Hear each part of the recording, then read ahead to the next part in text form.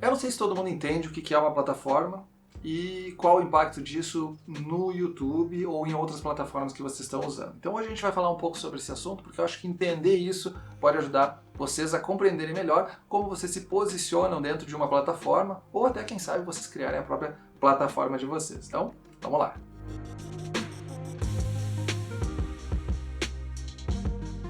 Olá, aqui é o Professor Rovê. Se é a sua primeira vez no canal, considere se inscrever e habilitar as notificações para não perder os próximos vídeos que vão ajudar você a melhorar o seu conteúdo. Então a primeira coisa é a gente entender, afinal de contas, o que é uma plataforma. Existem plataformas físicas e plataformas digitais. Eu não vou falar de plataforma física aqui, mas a ideia em si acaba sendo a mesma, a diferença é que ela usa mecanismos diferentes para funcionar. Já uma plataforma digital, eu acho que utilizar o YouTube como exemplo é a melhor forma. O YouTube é uma plataforma de conteúdo. E dentro dessa plataforma existem três principais atores, três principais grupos de pessoas que se valem de alguma forma dessa plataforma. Um desses grupos são os criadores de conteúdos, como eu e você, se você cria algum tipo de conteúdo para colocar dentro do YouTube. A segundo grupo de pessoas, na verdade pode ser pessoas ou empresas, utilizam o YouTube como forma de divulgação e anúncio dos seus produtos, serviços ou do que for que elas estiverem oferecendo ali. Ou seja, elas pagam um valor para colocar os seus anúncios. E o terceiro grupo, provavelmente o maior deles, são os usuários que entram no YouTube procurando algum tipo de conteúdo, independente do que seja, para entretenimento, para tirar uma dúvida, para resolver um problema. Então veja que o YouTube é uma plataforma que agrupa três tipos diferentes, três grupos diferentes de pessoas. O criador de conteúdo, as empresas que querem anunciar e o usuário que está buscando, muitas vezes, um conteúdo para diferentes finalidades. Por que essas plataformas são necessárias? Vamos pensar como que era feito antes de existir o YouTube, antes de existir uma plataforma de vídeo que permitia conectar criadores de conteúdo, usuários e empresas querendo fazer propaganda. Como que as empresas faziam propaganda? Elas pagavam, por exemplo, para as redes de televisão. Elas não conseguiam medir muitas vezes o resultado disso, elas tinham um custo extremamente alto, então isso é um ponto também que uma plataforma pode ajudar, ou seja, diminuir esses custos de transação, esses custos de fazer algum tipo de negociação. Depois eu vou dar um exemplo melhor quando a gente fala de custo de transação. Os usuários que tinham um problema ou queriam assistir alguma coisa, o que eles faziam? Eles estavam limitados muitas vezes apenas à televisão, ou então eles tinham que buscar em cursos que custavam um certo valor em dinheiro para aprender sobre uma determinada coisa, ou eles tinham que ir até uma locadora ou até algum lugar para conseguir um filme, baixar um filme da internet para conseguir assistir, o que hoje eles conseguem fazer tanto no YouTube quanto outras plataformas de streaming como o Netflix, que também não deixa de ser uma plataforma. E os criadores de conteúdo, o que acontecia com eles? Bom, na verdade, praticamente não existiam muitos criadores de conteúdo, porque a dificuldade de levar este conteúdo até as pessoas era tão grande, existia um custo tão alto, que praticamente não existia esse tipo de atividade. YouTuber, como eu já falei em outro vídeo, provavelmente era uma das profissões que há alguns anos atrás não existia e que agora existe uma tendência bastante grande de aumentar ainda mais o número dessas pessoas. Então a plataforma é isso, ela conecta pessoas diferentes. Eu comentei da questão dos custos de transação, eu acho que um exemplo legal é o da Amazon. O que é a Amazon? É uma plataforma. O que ela faz? Ela conecta pessoas que querem comprar alguma coisa com vendedores de produtos. E aí o Alibaba, que alguns chamam de Alibaba, também é um site lá da China que faz exatamente a mesma coisa. Ela conecta pessoas que querem comprar algum tipo de produto com empresas que querem vender estes produtos. Antes, como é que a gente fazia? Provavelmente a gente tinha que ir até a loja ou a gente tinha que viajar para outro lugar para comprar alguma coisa de fora do país. Essas plataformas facilitam isso, diminuem a nossa dificuldade de ter acesso a algum tipo de produto, a alguns determinados produtos. Hoje a gente pode comprar coisas da China de maneira muito fácil e com um custo muito menor. Eu não preciso viajar até lá. E se eu quiser comprar alguma coisinha, eu posso comprar um único item e não preciso pagar todo o custo, por exemplo, de um container inteiro cheio de produtos. Então vejam que essa plataforma diminui os meus custos que eu teria na hora de adquirir esse produto. Então a plataforma está, primeiro, conectando duas ou três ou mais partes para fazer algum tipo de negociação, transação, e ela está facilitando que essa transação ocorra. O YouTube facilita com que a empresa faça propaganda e meça os resultados. Ela facilita que o criador de conteúdo publique o seu conteúdo.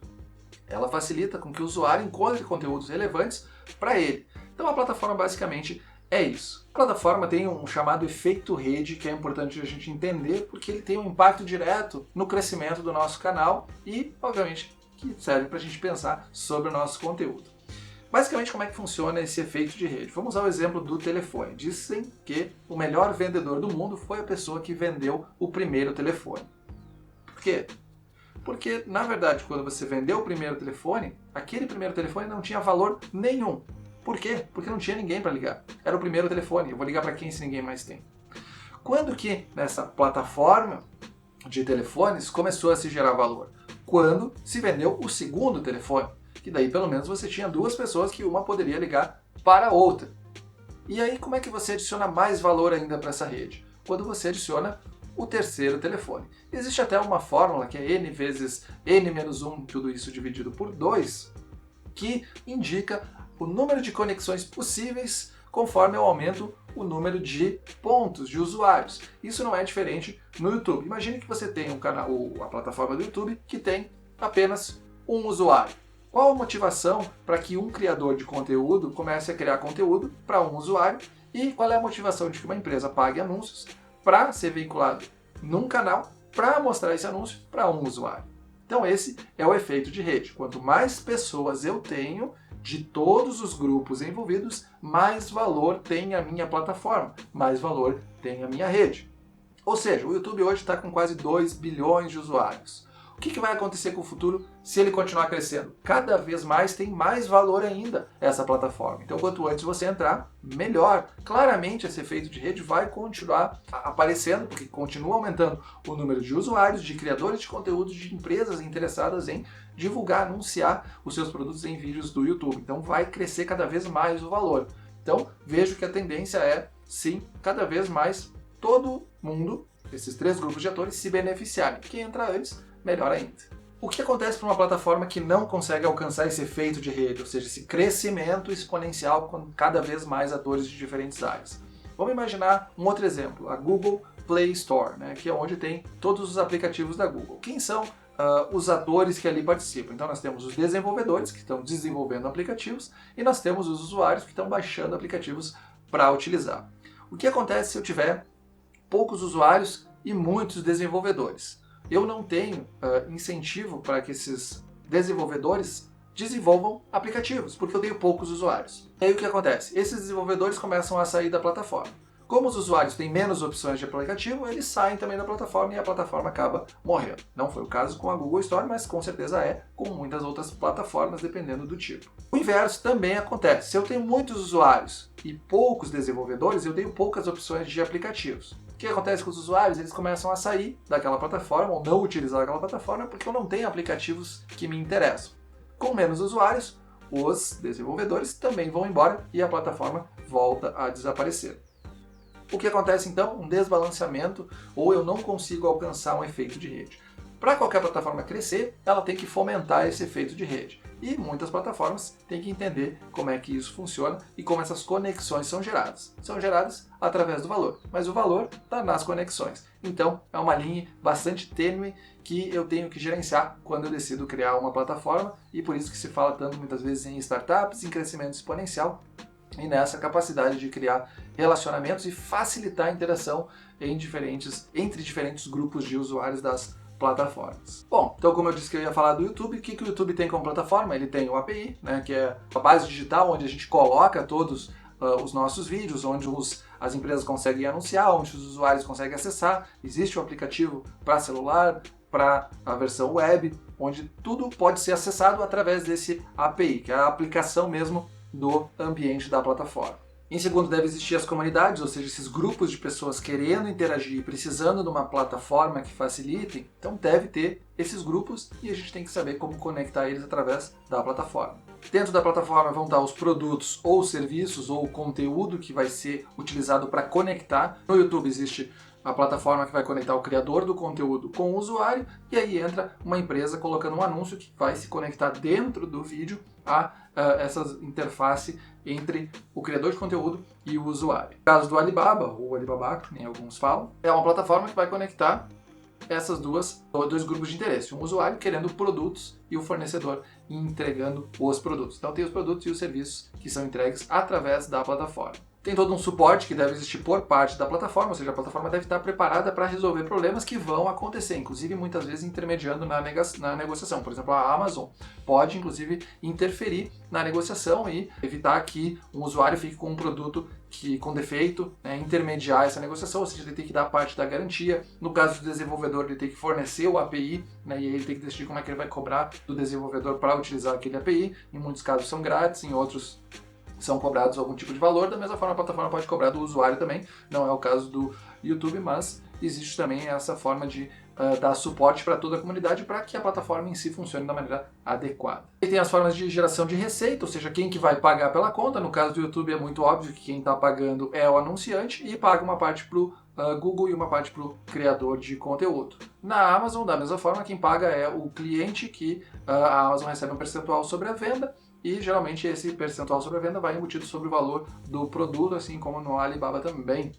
Né? Então tem, por exemplo, a Amazon também tem um serviço de assinatura que tu pode assinar, e em alguns produtos tu vai ter uma entrega gratuita, ou seja, você não vai precisar pagar o frete, mas tu está pagando aquela mensalidade, então cabe se beneficiar desse uso da plataforma, além de eles oferecerem outros benefícios também quando tu está dentro da plataforma pagando como um usuário. E por fim, tem toda a governança da plataforma. A plataforma em si é um mecanismo de governança, mas quando a gente fala em governança nesse sentido, significa o quê? Quais são as regras que existem dentro da plataforma? Então, por exemplo, no YouTube é muito claro que você não pode publicar conteúdo pornográfico, que ofenda algum grupo de pessoa, cuidado com a linguagem, não infringir direitos autorais. Então existem regras bastante restritas, ou seja, são regras de governança com relação a quem publica o conteúdo. Tem regras também para quem vai fazer anúncios, então tem que ler quais são essas regras e entender bem para publicar da maneira adequada. E o usuário também que está utilizando a plataforma tem as suas regras de uso, não pode simplesmente ficar fazendo comentários que possam de alguma forma denegrir a comunidade como um todo e impactar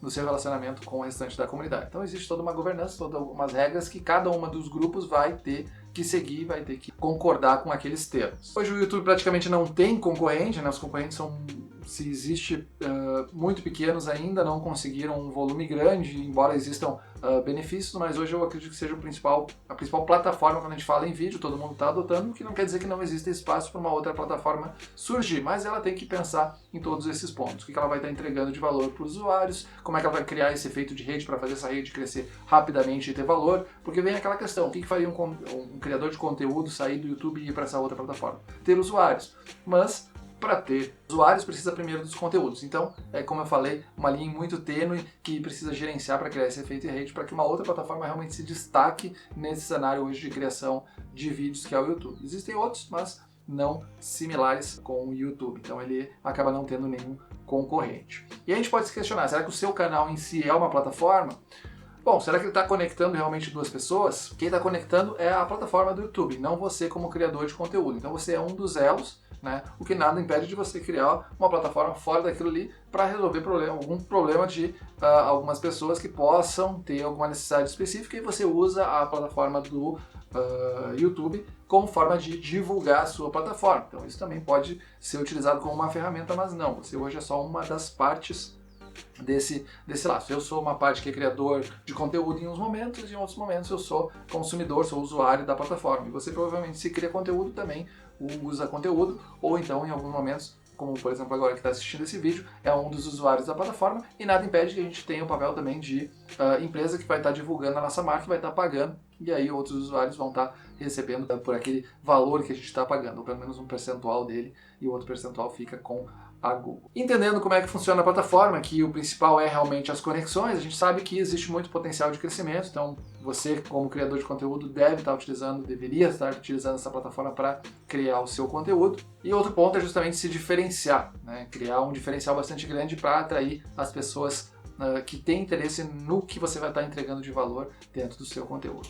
Basicamente isso é a plataforma. Eu acho que é importante a gente entender como ela funciona, por que ela existe, quem ela está conectando, porque isso vai ajudar também você a montar a sua estratégia, que eu já falei em outro vídeo que eu vou deixar aqui em cima, que é importante você ter bem definido a estratégia do seu canal, mas para isso você tem também que entender como é que funciona a plataforma e como ela conecta esses diferentes atores. Obviamente ali dentro tem um algoritmo, que eu também já falei sobre isso, vou deixar o vídeo linkado aqui explicando um pouquinho sobre o algoritmo do YouTube. Mas, basicamente, é isso no vídeo de hoje. E se gostou do vídeo, deixa o like, se inscreve no canal, habilita as notificações para não perder os próximos vídeos que vão ajudar você a melhorar o seu conteúdo. Grande abraço e até mais.